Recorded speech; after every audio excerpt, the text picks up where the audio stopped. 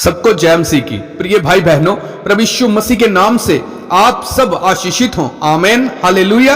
आप सबका स्वागत करते हैं हमारे इस YouTube चैनल जिंदा वचन पे और धन्यवाद करते हैं परमेश्वर का कि आप सब वचन और प्रार्थना के साथ ब्लेस हो रहे हैं। इस वचन को फैलाने के लिए हमारी मदद आप भी करें, इसे शेयर करके, और सचमुच परमेश्वर आप सबको ब्लेस करे प्रभु यीशु मसीह के नाम में। आमेन, हालेलुया। सो धन्यवाद करते हैं प्रभु यीशु मसीह का आज के वचन के लिए, आज के समय के लिए जो प्रभु ने अपने अनुग्रह के साथ हमारे जीवनों में ठहराया। सब भाई बहन हाथ उठा के धन्यवाद करेंगे परमेश्वर की हजूरी के लिए, खुदावंद प्रभु यीशु मसीह के अनुग्रह के लिए जो वो हमारे ऊपर रोज करता है, प्रभु की दया के लिए जो उसने हमारे ऊपर हमेशा बनाए रखी है, प्रभु के फेवर के लिए जब हम काम काज करने जाते हैं, घर से निकलते हैं तो प्रभु का फेवर हमारे ऊपर होता है, और प्रभु के दूतों के लिए, आग से भरे हुए दूतों के लिए जो हमारे साथ हमारे अंग संग 24 घंटे रहते हैं सुरक्षा कवच के साथ। जहां भी हम आते जाते हैं प्रभु सचमुच अपने सुरक्षा कवच के साथ हमें सही सलामत लेके जाता, सही सलामत वापस लेके आता है। सो धन्यवाद करते हैं प्रभु यीशु मसीह का हर बरकत, चंगाई, खुशी, आशीष के लिए, फाइनेंशियल ब्लेसिंग्स के लिए जो हमारे जीवनों में ठहरी है। सो प्रिय भाई बहनों, सचमुच धन्यवाद करते हैं प्रभु के पाक पवित्र आत्मा का जो प्रभु ने हमारे ऊपर दया करके हमें हमारा सहभागी होने के लिए दिया, और वही पाक पवित्र आत्मा हमारे लिए दुहाई दे दे के प्रार्थना करता है। सो धन्यवाद करते हैं परमेश्वर का आज के वचन के लिए, आज के अनुग्रह के लिए जो परमेश्वर ने हमारे ऊपर किया। आज का शीर्षक है आत्मा में बढ़ो। सो प्रिय भाई बहनों, आज का वचन सचमुच हमें बहुत ज्यादा ब्लेस करने वाला है। आज इस वचन के द्वारा सचमुच आप ब्लेस होने जा रहे हैं।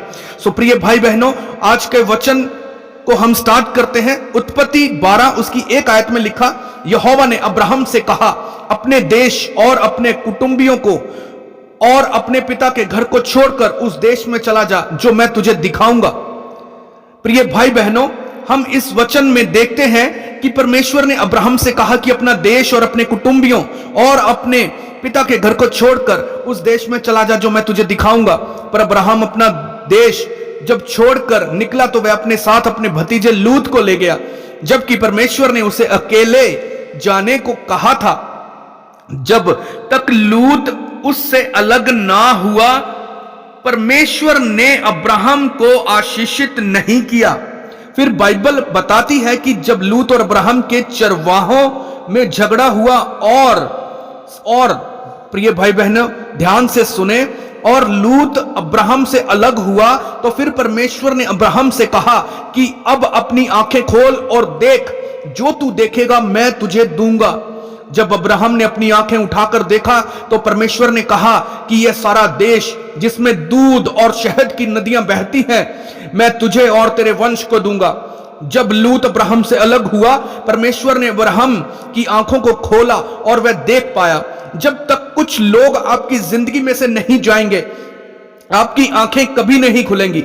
इसलिए मेरे प्रियो, जब कुछ लोग आपकी जिंदगी में से चले जाएं तो शिकायत ना करें, क्योंकि जब तक वह आपकी जिंदगी से नहीं जाएंगे आप आगे नहीं बढ़ पाएंगे। मेरे प्रियो, आज मैं आपको यह भेद बताना चाहता हूं कि जैसे जैसे परमेश्वर आपको बढ़ाते जाएंगे, वैसे वैसे परमेश्वर आपको अच्छे लोगों को आपसे मिलाते जाएंगे और बुरे लोगों को आपकी जिंदगी से निकालते जाएंगे। हालेलुया। क्योंकि जिस जगह पर परमेश्वर आपको ले जाना चाहता है वह महान है। हालेलुया, परमेश्वर की तारीफ हो।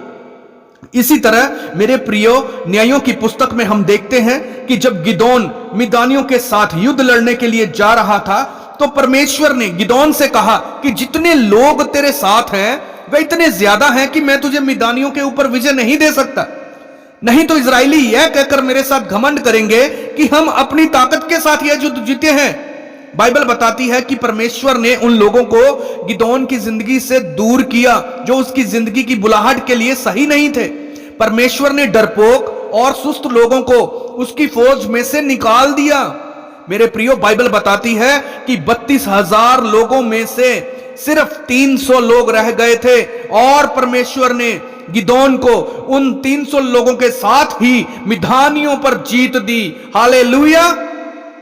सो मेरे प्रियो, कुछ लोग आपकी जिंदगी में से कभी नहीं जाएंगे जब तक आप आत्मा में नहीं बढ़ेंगे।